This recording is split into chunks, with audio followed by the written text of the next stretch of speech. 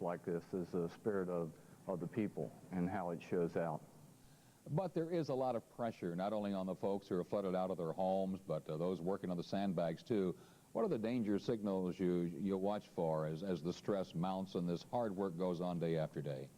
Temper flare-ups at minor, very minor disagreements and people flaring up, getting very angry at something that normally they would not get angry at. Some of the things for people to look at are increased alcohol use is also a sign to look at and try to cut back on.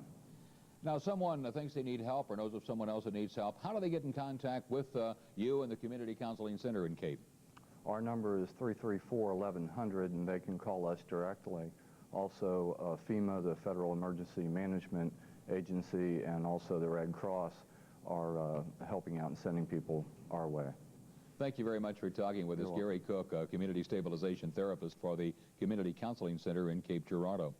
Cape Girardeau City and County residents are invited to a meeting tomorrow evening to discuss all aspects of local, state, and federal disaster help, what's available, and when it will get to them. The meeting at the A.C. Brazzi Arena building in Arena Park in Cape will start tomorrow evening at 7 o'clock. Now, it's primarily a meeting for Cape City and County residents, but anyone is welcome to attend.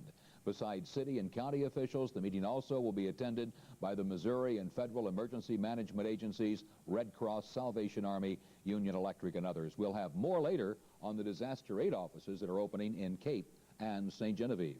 The Mississippi River at Cape Girardeau continues to flow in history-making territory. Today's level is recorded at 46.7 feet, a little more than a foot over the 10-year Cape record. The crest is now expected Saturday, July 24th at 47.2 feet.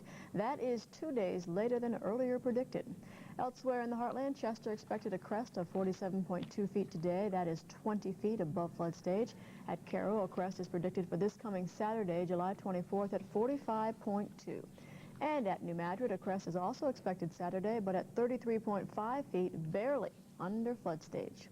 Coach Chevrolet in Cape Girardeau still remembers the flood of 1986, and they're not taking any chances on a repeat performance. At closing time each night, they move about 60 cars out of the lot and across Kings Highway to higher ground. They're concerned that a good hard rain will fill up the creek that runs in front of the business. Ditches right now, with the water coming back up out of the Mississippi, they're backing up into the ditches. If we get a downpour of water here, then it wouldn't take 3 or 4 inches in a short period of time to have the water out of our ditches here and up into the showroom floor. In 1986, the water was 3 feet high inside the code offices. That's why computer equipment is being moved upstairs, and mechanics have been putting their toolboxes on lifts.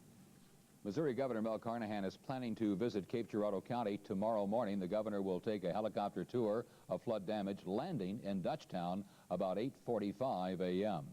Now, federal flood assistance has arrived in the heartland. A disaster center opened today in St. Genevieve. Representatives from 9 different state, federal, and private agencies are on hand to direct residents to the help that is available. Anyone affected by the flood in a county declared a federal disaster area is eligible to apply.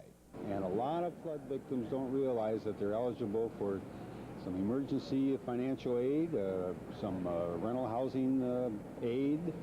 We do recommend that they come into this disaster application center because they're going to get some personal attention in here. You need only bring your Social Security number and the address and phone number of where you are staying.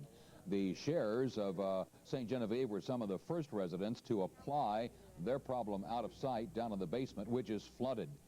St. Genevieve Center is at the old Herman Hardware building at the intersection of Highway 61 and 32. The office will be open until Saturday. The center opens in Cape Girardeau Friday at Centenary Methodist Church at 315 North Ellis. Now, if you can't make it to a center, then you can call in. The phone number to call is 1-800-462-9029. Again, 1-800-462-9029. The rising Mississippi is causing more headaches at the Menard Correctional Center. Warden George Welborn says water continues to seep into the basement of the prison. The north and south cell boxes are partly flooded, and pumps are running nonstop to keep it out. As a precaution today, holes were also cut in 3 perimeter fences, so emergency vehicles could get through if the prison's lone access road floods over. Warden Welborn says no inmates have been relocated, and hopes it won't come to that. Miles of burlap and plastic, tons and tons of sand, and plenty of muscle is what has held the river back from many homes and businesses. Millions of sandbags have gone one-on-one with the river, and in some cases, won. From St. Genevieve, over to Kaskaskia, down to Dutchtown, and Olive Branch. Residents, neighbors, the National Guard, volunteers from all over have been filling and stacking sandbags around the clock. The sand, wrapped in plastic or burlap, and some of it dredged from the river itself, is helping hold the Mississippi back. Ever wonder where all the sand is coming from? It's being trucked in from Benton, Missouri. A man named Earl Simpson owns a sand pit there, and he has donated tons and tons of sand to fill the bags. Sand is dumped at drop sites like this one behind Schnuck's grocery store on Kings Highway. The Red Cross sent these volunteers to stockpile sandbags. Each bag weighs about 20 pounds and costs anywhere from 25 cents to 35 cents. Yeah, they're fairly heavy, but we're just trying to get some of them filled. They're going to take them off and hopefully sandbag somewhere they can really be used. The Army Corps of Engineers has handed out 1 million bags in Cape Girardeau alone. Volunteers like David are taking time off from work to help fill them. Sandbagging down at Red Star Church, we took some bags around the corner to a lady on 3rd Street, and we were out, and she probably had 18 inches in her front yard, and they were bagging it around her front door, and she was probably 80 years old looking outside, and, you know, it just made you think, you know, that's why I'm here. Why so many sandbags? Consider this. It takes 40 to 50 sandbags to build a levee 5 feet high and 1 foot wide. So, Mike, obviously you need a lot. Army Corps of Engineers sent 50,000 sandbags today to St. Mary's. As you know, they don't have a levee there. They're relying on sandbags to keep the water out. And how many sandbags, I wonder, have they used so far? They said they have no idea of knowing, but out of the Cape office alone, 1 million bags have been at least sent out. I'm sure they've been using Dutchtown and Olive Branch and up and down the river in the heartland here, but 1 million out of the Cape Army Corps office alone. A lot of bags. Oh, and think of the muscle power filling those things, too. Back-breaking work. They are heavy. I lifted one today. That is, you see people tossing them, and it looks a lot easy, like they're light. And I'm yet to see anyone filling sandbags in a shaded area. That's the... Well, still to come. No one likes mosquitoes, but they're expected to be out in force with all this flooding. We'll have more on that, but first, those phone numbers we want to run by you one more time. Flooded here. Many farmers with fields underwater tell Grant Weedy their losses could be felt for years to come. The water, but it's in the... Laverne Morgan farms about 540 acres in Jackson County near Grand Tower. His story is like many others. Much of his cropland is totally underwater. Right now, I'd say probably around 70% is actually underwater. And even crops that look like they're in pretty good shape aren't necessarily that way at all. Take this soybean field, for instance. On the surface, it looks to be doing just great.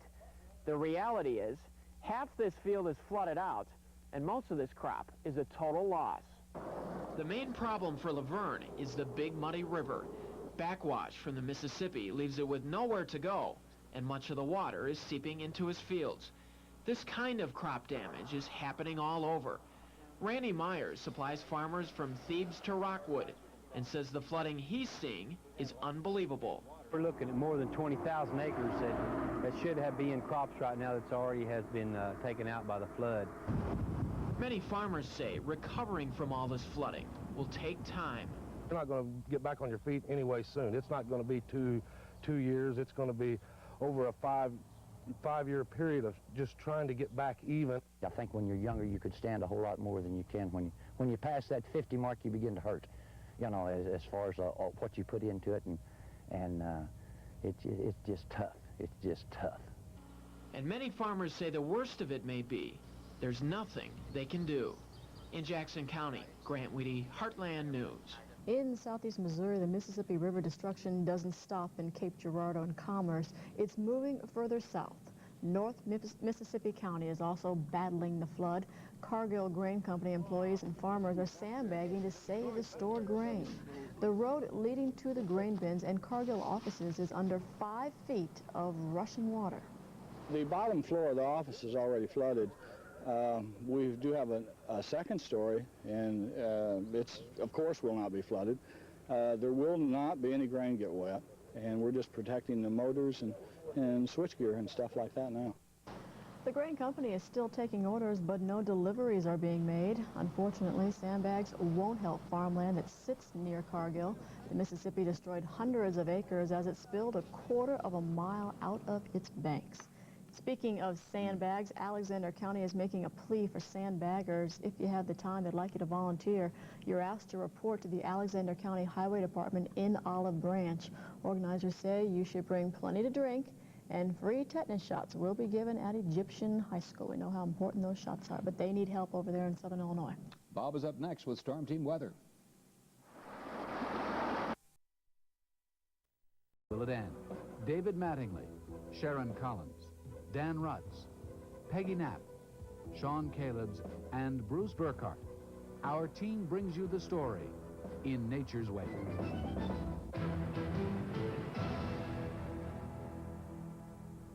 Hello, I'm Frank Sesno, and this is the Spanish Lake community in St. Louis County, where the river is still rising and where the residents have no intention of surrendering to it. For more than half its length from Minnesota to Missouri, the Mississippi River is making life miserable for the millions who live and work along its margins. Already, more than 16,000 square miles are flooded. More than 28,000 people have been evacuated from their homes. But the effects reach much further in time, in distance, and in costs. And one way or another, all of us are or will be feeling the effects of what this river is doing. Like any big story, this is really a lot of individual, unique stories. Stories about human endurance, about luck, good and bad, about generosity and a sense of community. It's about hard questions involving private and public responsibility. And it's about money. How much will all this cost, and who's going to pay? In the next hour, we'll try to put some perspective on these issues and examine the environmental price of this flood and potential dangers to our health. So much has happened, it's hard to believe it all started less than 2 months ago. Late May, early June, waves of heavy rainstorms are rolling across the Midwest like an endless freight train. The ground is already saturated from heavy spring rains, and the northern tributaries of the Mississippi will soon jump their banks and begin to consume the land. Now, by Sunday morning, though, it looks a little more intense across the upper Mississippi River Valley, so you definitely will have to watch out for that precipitation. Residents downstream could only watch and wait. And it rained.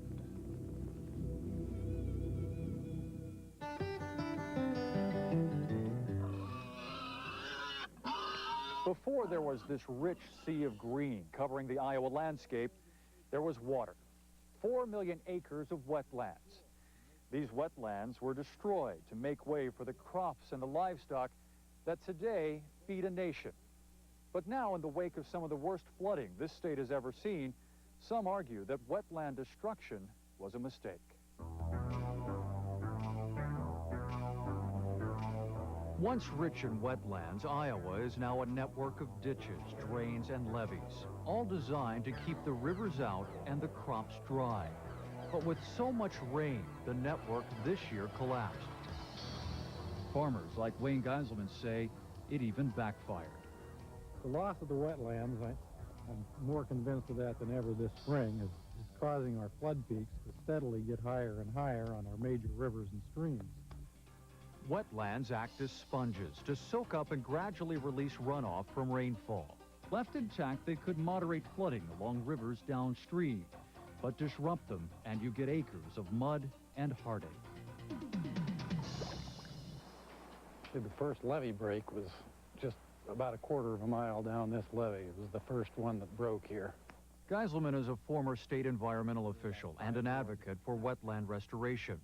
After a quick walk across a flood-damaged bridge, he brings us to what could be a part of the problem. Well, this is an agricultural levee, or what I call an agricultural levee. It's basically here to protect farmland from flooding. Flood walls or levees built decades ago to keep lowlands dry, push back floodwaters, and actually make the river levels higher. Sounds like a vicious cycle.